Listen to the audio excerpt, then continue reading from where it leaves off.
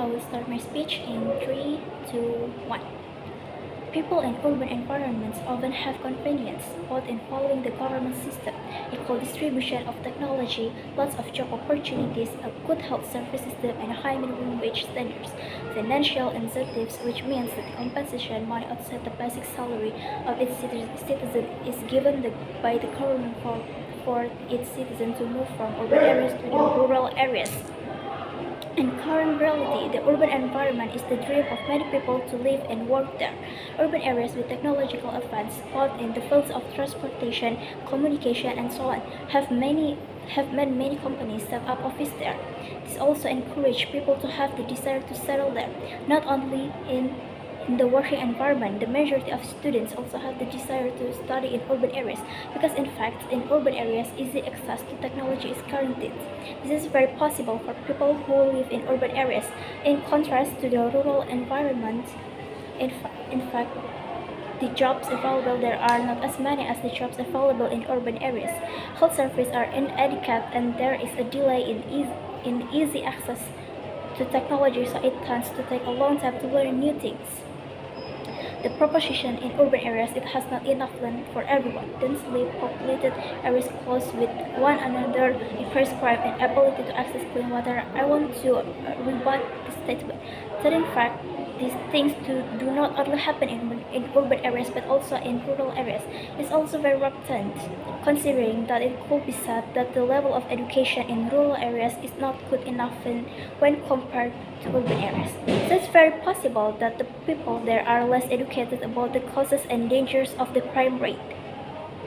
Secondly, the lack of easy access to communication technology in rural environments isn't this more dangerous than the statement, densely populated areas.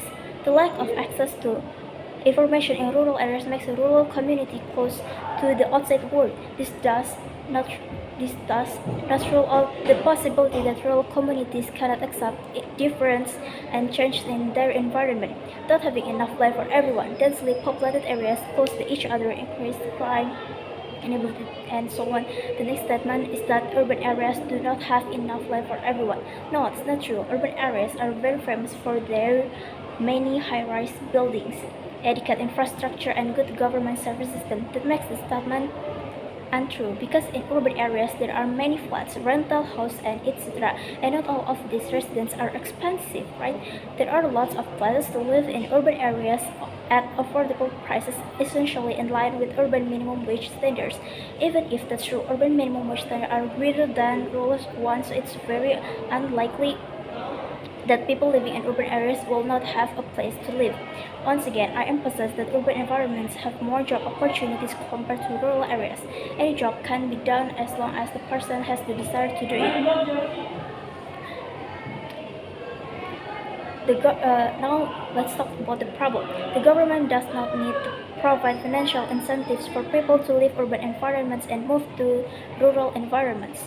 Not all aspects of the rural environment are better than the urban environment, and don't focus too much on urban shortcomings when in fact the problems that only arise in urban areas are problems that are not too complex and can be provided with quite effective solution.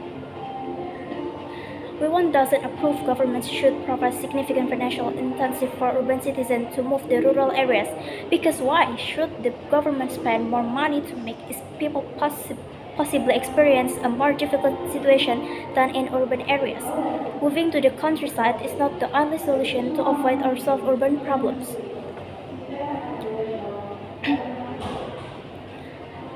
Now let's talk about the goals. The decision I am bringing has the aim that people do not need to move to solve their problems in urban areas, and the government also does not need to provide financial incentives for these residents. Moving to the countryside does not completely solve the problems that occur in urban areas.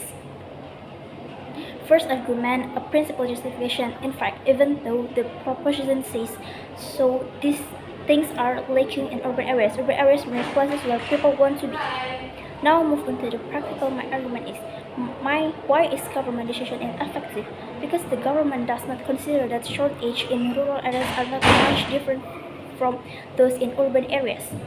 Why should urban residents move to the countryside if being in the countryside results in a person's income being reduced? residents in rural areas will also increase every year.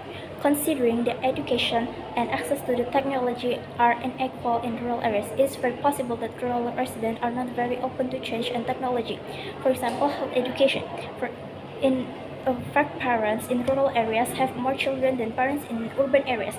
That is one of the impacts of the lack of health education in rural areas. This indicates that the population in rural areas will increase every year. Now, my second argument is, why should the government not provide financial incentives to urban residents? Because these funds should be allocated for other things. For example, the equitable development is, of course, there is equal distribution of development between cities and villages. To achieve this, the government does not need to provide financial incentive for its citizens to move to the countryside. Urban areas have their own advantages and disadvantages, and that doesn't mean rural areas are the solution. The right solution is to equalize development without looking at population density. It cannot be denied that urban areas are densely packed as a result of the migration of rural residents to urban areas. Because if village residents see progress in their area, it is possible that rural residents will give up their plans to pursue a career or live in development of infrastructure is better than before.